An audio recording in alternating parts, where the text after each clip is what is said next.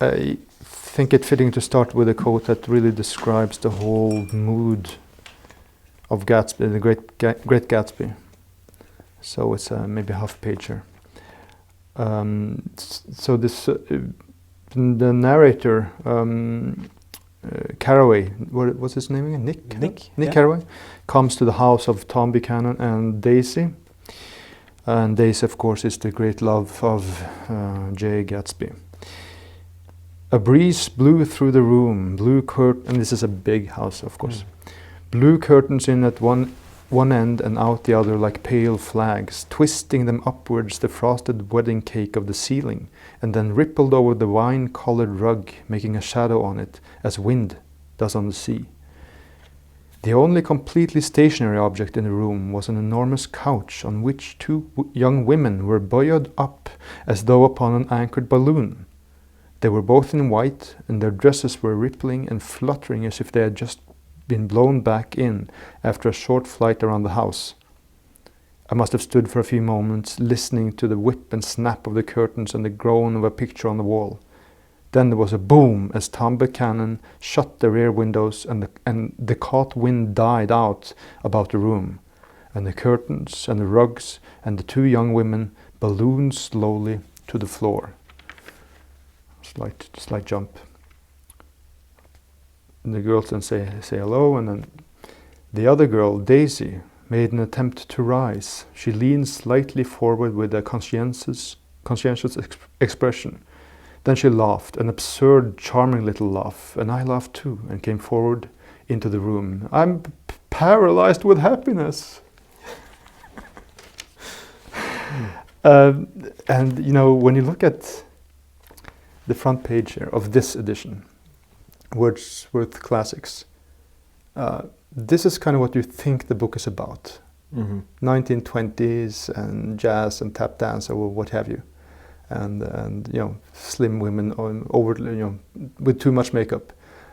And then you go into it, and what strikes me all the time is in what I just read, is that Scott Fitzgerald manages to make this into a sort of archetypal situation.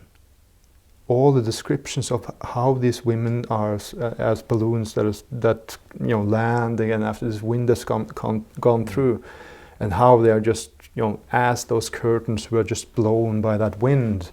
And also I guess we'll talk a little bit about the exact, you know, what goes on in the story too, but how Tom Buchanan is so decisive, boom, shuts the window, shuts the door, and then catches the wind and things fall down. And it's in that scene, quite this, you know, it's like the whole novel in a mini format. And that, when I read it again now, that is one thing that really struck me with it, how he you know, seemingly in a way a bit similar to what we talked about with Moby Dick, where there are descriptions of things going on where you're thinking that, well, this has not anything to do with the actual story, but it's like a condensed version of what is going on in the book. Yeah, and also in that part that you read, it also shows the characteristic of his really impressive use of language, I think, and it's the whole novel is so sensory. I think it's so many descriptions that where he uses sensory sensory descriptions of things that are not that surprises the reader. So, for instance, the wedding cake ceiling, and also the way he describes these great parties that Gatsby arranges. For instance, you can almost taste and smell and touch the parties. For instance, the band was playing yellow cocktail music. Not cocktail music, but yellow cocktail music. and so many descriptions that are really fascinating. I think the one woman is described as, I think it is, having a voice or was hissing like an angry diamond. Yeah. And I think it is Daisy who has a voice sounding like money or something like that. It's such a poetic description many times that draws these parallels that are not immediately natural, but that adds something to it that makes you. For instance, I really like the yellow cocktail music, because then you are forced, the reader is forced to imagine the yellow cocktail, and the music accompanying that cocktail, and then you start thinking about how it tastes and what music would fit to a yellow cocktail, but that's just something I find very fascinating about the whole novel, how it is, how he allows for all these sensory descriptions of things, and also, as you said, that this is in a way a condensed version of the whole story. It's also a very condensed novel. Oh yeah, it's so short. And in this edition, 112 pages. Yeah, and that's also a very good value, I think. In many great novels have the many of the great novels, especially the more modern ones, the last 200 years or something. Yeah. Many of them are great, but they are somewhat long, and it's really I find it very appealing that he has managed to condense it to that large degree. You can almost pick a random page, and it's something really well written there on almost every page, and it's something memorable on almost every page there. So he was really a master in managing to condense the story, I think. I'm thinking about, when he, so Nick, the narrator, knows, well, I guess Daisy is his cousin, second removed, what do you call it? And then, of course, Gatsby moves there to be close to Daisy, and that whole thing unfolds. But it's very strange how Scott Fitzgerald, I almost said Gatsby, how Scott Fitzgerald manages to take something that is so seemingly zeitgeist oriented, and make it into something that is eternal.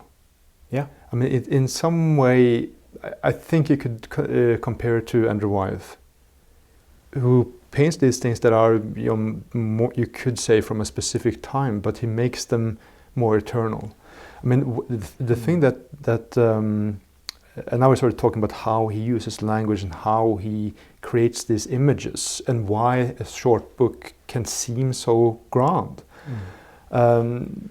So a student of mine was mentioning something I had forgotten. In the book there's this old sign, what do you call it? The old sign of some what is it? What's his name again? It's from a factory that makes glasses. Yeah, it's Dr. Eckelberg. Eckelberg, I think. Yeah. And that comes in, and then there's this thing about commuting into New York that comes in as part of that, the pulse of the story.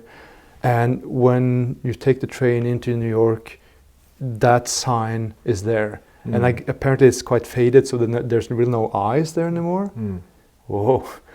And but the student of mine was talking about how the sign is there and sort of watches everything that happens. And it's also used, when Daisy talks about how you remind me of that guy in the commercial. So it's incorporated into the story. But that was a bit that was why I wanted to talk about it, because here's an author who can take something which is, well, modern, contemporary, and turn it into something that is more primal. So it's not just a naturalist description of this sign or whatever, right? Yeah, and it's and that's perhaps also why it was not that well reviewed when it was first published.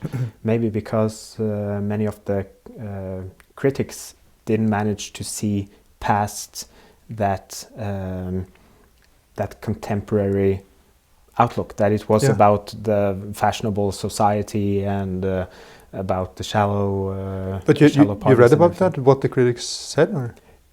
Yeah, somewhat. Not specifically, but like not specific reviews. But it was generally not as well received as his other, as his, especially his first novel. That was a large success. But this was something I think it was Hemingway who described how Fitzgerald was talking about The Great Gatsby before it was released, and then he was talking about it as I think it was that he talked about it as in the humble way that an author who knows he has written something very well does. It's something that, oh well, yes, I've tried to write something, but Hemingway could see, like, he is really proud of this. He knows that he has written something very well, but it wasn't as well received, and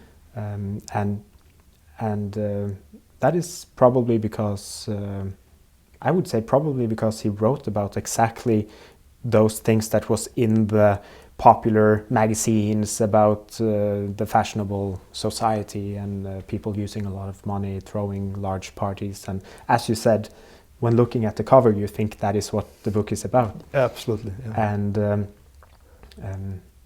And also something that that aligns with what you said is I find it interesting how he portrays, and not only portrays, but how he uses richness or money or capitalism or whatever you want to call it, in what way he uses it. It's not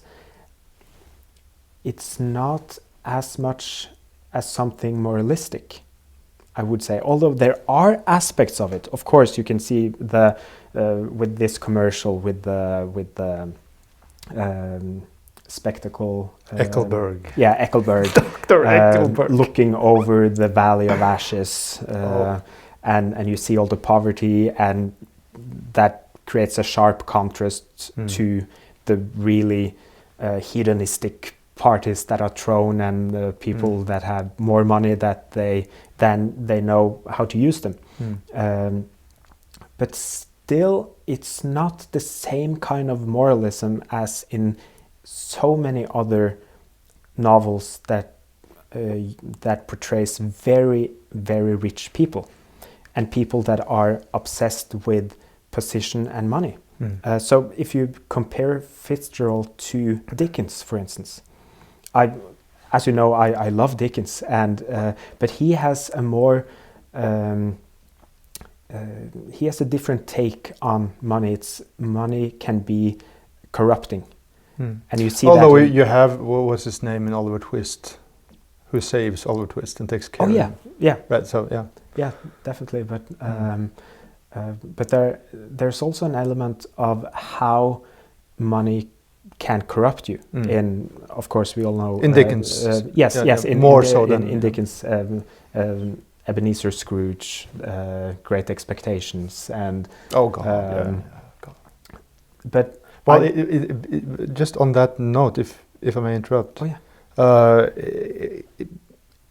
With Dickens, and we'll not forget Gatsby, but isn't it more that this is sort of a test on your character from before having money? I mean, specifically in Great Expectations. And I think also, if you to stay to the subject, if you look at when when Gatsby's sort of past is unveiled towards the end there, there's a question of how, he comes from a humble background, right? Mm-hmm. But he has this he's very, what do you call it, has this social eagerness, right? Mm-hmm. And so that's his problem, not specifically the money.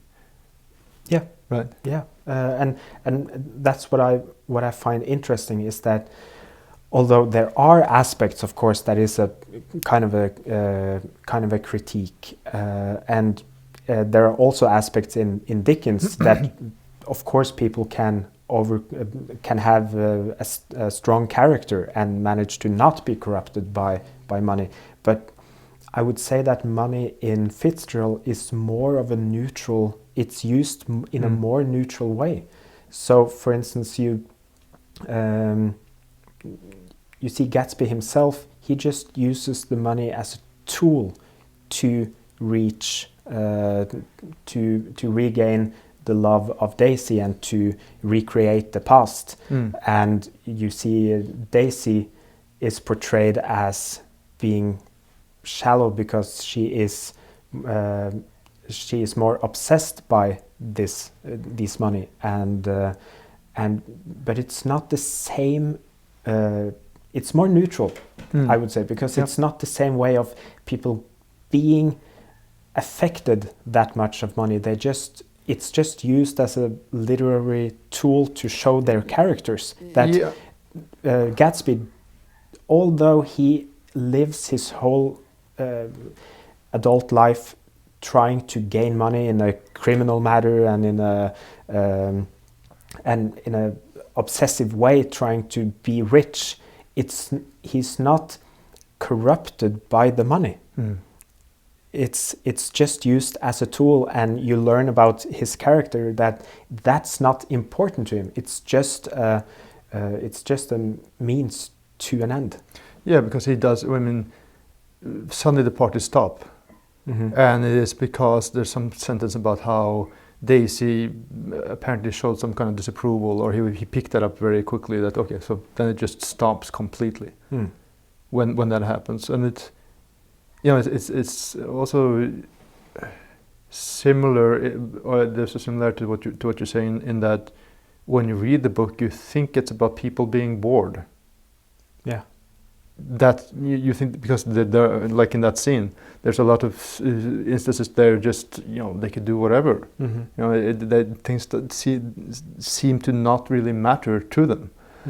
But then, of course, it's as you say, he uses the money to get Daisy back, try to lure her back, and that's the thing that struck me when I read it again. Now, you have that memory of how a book was. And my memory was, Gatsby is this great noble character who loves her and wants to save her from that marriage, but then she is too weak to say yes, so it doesn't work, and then he is tragically killed afterwards. And then when you read it again, you see that it's not that simple. Because he, this thing about trying to recreate the past is some kind of a, what do you call it, infantile, like he didn't really grow up. So when she says no to him, it's not just because she's afraid of taking a choice and saying this is what I stand for. It is also because she sees that he is not strong enough, that there's something wrong with him. He is not solid. And of course, she is not solid either. So it just totally goes to pieces. And when she then hears that he has made money off of this selling alcohol and bootlegging, then she starts wondering, what kind of a guy is this? Right? And then you see, coming back to that, I remember that one scene when they're sitting together in the car as these young people, Daisy and Gatsby. Oh, that's how it should have been. That's what he wants to get back to. And then it's described how he sort of was accidentally there, and he was as much gripped by her social strata as he was by her. And so it wasn't. I mean, she is just this imaginary figure somehow to him. Yeah. So it's not real. Mm. You know? And that's the, well, I guess the great tragedy, or a part of the tragedy here. Mm. Yeah, and the book reminds me of something a professor I had in Buddhist philosophy. He found it so amusing that he often told the story about a couple who's newly in love, and then they can say to each other, "May you never change." Mm. And he found it so hilarious, because in Buddhism everything is changing all the time, and the fact that people could say that just shows a fundamental immaturity. Yeah. That you can say you can actually wish for someone to never change. It doesn't happen. So he was always sitting there, this older man, like, "May you never change." If you want to see the entire segment, head over to caveofapilles.com/subscribe and become a $5 patron today. Watch all our conversations or shuffle through the Cave of Apilles audio playlist by becoming a member today at caveofapilles.com/subscribe.